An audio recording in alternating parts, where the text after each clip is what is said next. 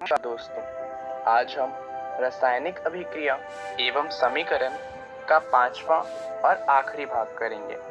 तो चलिए जानते हैं कि इस भाग में हम क्या जानने वाले हैं। इस भाग में हम बात करेंगे रेडॉक्स अभिक्रियाओं की। जैसा कि हमने इससे पहले वाले पार्ट में जाना था कि जितनी भी रासायनिक अभिक्रियाएं होती हैं वो 5 तरह की होती हैं। अगर आपको याद हो तो उसमें जो 5वीं अभिक्रिया थी वो थी अपचयन एवं उपचयन। दरअसल रेडॉक्स अभिक्रियाएं वो अभिक्रियाएं होती हैं जिसमें अपचयन और उपचयन एक ही समय पर होता है। चलिए इसका उदाहरण देख लेते हैं जिससे कि बात थोड़ी और अच्छे से समझ आ जाएगी। रेडॉक्स अभिक्रियाएं के दो भाग होते हैं, एक होता है उपचयन और दूसरा होता है अपचयन। जैसे मान लीजिए यहाँ पर हम बात करते हैं कॉपर ऑक्साइड की। कॉपर ऑक्साइड जब हाइड्रोजन गैस के साथ अभिक्रिया करता है तो उससे हमें कॉपर मिलता है और उसके साथ साथ हमें वाटर मिलता है। तो यहाँ पर अगर आप देखें तो हम कॉपर की बात करें तो कॉपर से ऑक्सीजन अलग हो गया है, तो ये अपचयन हुआ। और हाइड्रोजन की बात करें तो हाइड्रोजन में ऑक्सीजन जुड़ गया है, तो ये उपचयन हुआ। यहाँ पर अगर हम बात करें अपचयन की तो अपचयन की अभिक्रिया होगी कॉपर ऑक्साइड से कॉपर का बनना। वहीं उपचयन की बात करें तो उपचयन अभिक्रिया होगी हाइड्रोजन गैस का वाटर में बदलना। तो यहाँ हम देख सकते हैं कि रेडॉक्स अभिक्रियाएं में दोनों अभिक्रिया एक ही समय पे होती है।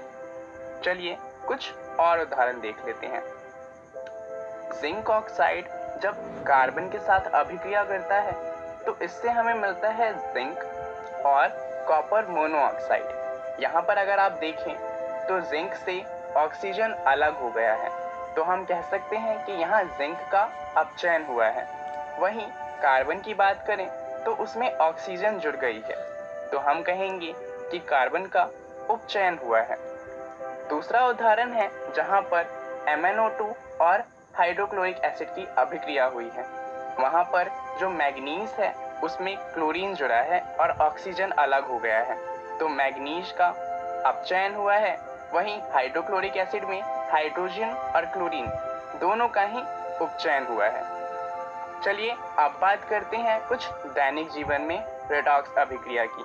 हमारे आसपास बहुत सी ऐसी अभिक्रियाएं हैं जो रेडॉक्स होती हैं। जैसे कि उदाहरण के लिए देखें तो आयरन में जंग लगना, या फिर आपने देखा होगा कि जब हम सेब को काट कर कुछ देर के लिए रख देते हैं तो उसके ऊपर एक भूरे रंग की परत आ जाती है, ये भी एक रेडॉक्स अभिक्रिया ही है। हम सांस लेने की बात करें या फिर पौधों का प्रकाश संश्लेषण, ये भी रेडॉक्स के ही उदाहरण हैं। अगर हम रेडॉक्स से जुड़े हुए उद्योगों की बात करें तो दवाइयाँ बनाने के लिए या फिर कई सारे उद्योगों में, यहाँ तक कि धातुकर्मीय क्षेत्रों में और कृषि में भी रेडॉक्स का बहुत इस्तेमाल किया जाता है। तो आप समझ सकते हैं कि रेडॉक्स अभिक्रियाएं हमारे लिए ज़रूरी हो जाती हैं, पर इनसे कुछ हानियां भी होती हैं। चलिए उनके बारे में जान लेते हैं। जानते हैं उपचयन के कारण दैनिक जीवन में जो प्रभाव पड़ते हैं उनके बारे में। सबसे पहला प्रभाव जो उपचयन के कारण होता है वो है संक्षारण का। जब कोई धातु अपने आसपास अम्ल या आर्द्रता आदि के संपर्क में आता है तब ये संक्षारित हो जाता है, जैसा कि आप यहाँ पर देख सकते हैं। अब संक्षारण के बारे में तो आप जानते ही हैं। अब बात कर लेते हैं जंग की। लोहे की वस्तुओं के संक्षारण को जंग कहा जाता है। अब आप सोच रहे होंगे कि संक्षारण तो सभी धातुओं का होता है, तो फिर लोहे के संक्षारण को इतना अलग नाम क्यों दिया गया है? इसका कारण ये है कि जो लोहे का संक्षारण होता है वो बाकी धातुओं के संक्षारण से थोड़ा अलग होता है। लोहे का जब संक्षारण होता है तो उसकी एक पतली परत बन जाती है जो फिर बाद में लोहे से अलग हो जाती है। इससे होता क्या है कि नए लोहे की जो सतह होती है वो वापस ऊपर आ जाती है और इससे उसका फिर से संक्षारण हो जाता है और इस कारण धीरे धीरे लोहा खत्म होने लग जाता है। दरअसल इससे बहुत परेशानियां होती हैं। संक्षारण के कारण कार के ढांचे, पुल, लोहे की रेलिंग और जहाज तथा विशेषकर लोहे से बनी हुई जितनी भी वस्तुएं हैं उनकी क्षति होती है। लोहे का इस्तेमाल कई जगहों पे किया जाता है, ये तो हम जानते ही हैं।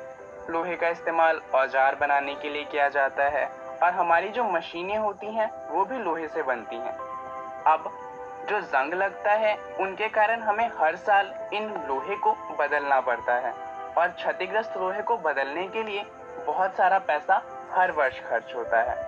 तो अब ये जानना जरूरी हो जाता है कि आखिर हम इन्हें जंग से बचा किस तरीके से सकते हैं। तो लोहे को जंग से बचाने के लिए कई सारे तरीके हैं, जिनमें से पहला है सतहों पे पाउडर की कोटिंग। अब इससे क्या होता है कि जो लोहे की सतह है वो वातावरण से अलग हो जाती है, क्योंकि बीच में पाउडर की एक कोटिंग आ जाती है और इससे क्या होता है कि जंग नहीं लगता।